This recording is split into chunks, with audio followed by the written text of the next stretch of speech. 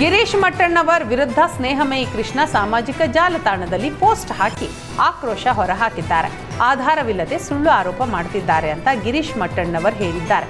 ಸೌಜನ್ಯ ಪರ ಹೋರಾಟಗಾರ ಅಂತ ಹೇಳಿಕೊಳ್ಳುವ ಗಿರೀಶ್ ಮಟ್ಟಣ್ಣವರ್ ಈ ಕುರಿತು ವಿಡಿಯೋ ಬಿಡುಗಡೆ ಮಾಡಿದ್ದಾರೆ.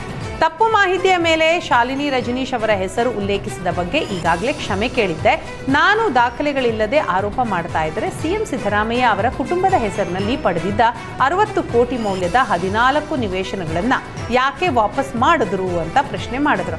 ಜಾರಿ ನಿರ್ದೇಶನಾಲಯ ಇದುವರೆಗೆ 460 ಕೋಟಿ ಮೌಲ್ಯದ ಆಸ್ತಿಗಳನ್ನು ತಾತ್ಕಾಲಿಕವಾಗಿ ಮುಟ್ಟುಗೋಲು ಹಾಕಿಕೊಂಡಿದೆ. ಮೂಡಾದ ಹಿಂದಿನ ಆಯುಕ್ತರಾದ ಜಿಟಿ ದಿನೇಶ್ ಕುಮಾರ್ 70 ದಿನಗಳಿಂದ ನ್ಯಾಯಾಂಗ ಬಂಧನದಲ್ಲಿದ್ದಾರೆ.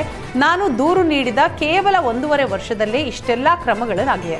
13 ವರ್ಷಗಳಿಂದ ಸೌಜನ್ಯ ಸಾವಿಗೆ ನ್ಯಾಯ ಕೊಡಿಸೋದಾಗಿ ಹೇಳಿಕೆ ನೀಡುವವರಂತೆ ನಾನು ಕೇವಲ ಮಾತುಗಳಲ್ಲೇ ನಿಲ್ಲೋದಿಲ್ಲ. ಸೌಜನ್ಯ ಪ್ರಕರಣದ ತನಿಖೆಗೆ ಅಧಿಕೃತ ಆದೇಶ ಹೊರಡಿಸಿದ್ರೆ ಸಾವಿಗೆ ಯಾರು ಕಾರಣ ಅನ್ನೋದನ್ನ ಖಚಿತಪಡಿಸ್ತೇನೆ ಅಂತ ಸ್ನೇಹಮಯಿ ಕೃಷ್ಣ ಸವಾಲ್ ಹಾಕಿದ್ರು. ಕೊಪ್ಪಳದಲ್ಲಿ ಕಾರ್ಖಾನೆಗಳ ವಾಹನ ಓಡಾಟದಿಂದ ರೈತ ಬೇಸತ್ತಿದ್ದಾನೆ. ರಸ್ತೆ ಬಂದ್ ಮಾಡಿ ನಡು ರಸ್ತೆಯಲ್ಲಿ ಧ್ವಜ ನೆಟ್ಟು ರೈತ ರಾಮಣ್ಣನ ಆಕ್ರೋಶ ಹೊರಹಾಕಿದ್ರೆ, ಇನ್ನು ಕಾರ್ಖಾನೆಗಳ ವಾಹನಗಳ ಓಡಾಟದಿಂದ ರಸ್ತೆ ಹಾಳಾಗಿದ್ದು ಕೊಪ್ಪಳದ ಹಿರೇಬಗನಾಳ ಗ್ರಾಮದ ರೈತ ವಿಭಿನ್ನ ಹೋರಾಟ ನಡೆಸಿದ್ದಾರೆ.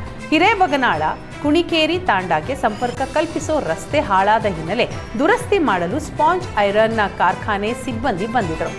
ಈ ವೇಳೆ ಕಾರ್ಖಾನೆಗಳ ಹೊಗೆಯಿಂದ ಸಮಸ್ಯೆ ಆಗ್ತಾ ಇದೆ, ನಮಗೆ ಪರಿಹಾರ ಬಂದಿಲ್ಲ ಅಂತ ರಸ್ತೆಯನ್ನೇ ಬಂದ್ ಮಾಡಿ ರೈತ ಆಕ್ರೋಶ ವ್ಯಕ್ತಪಡಿಸಿದರು.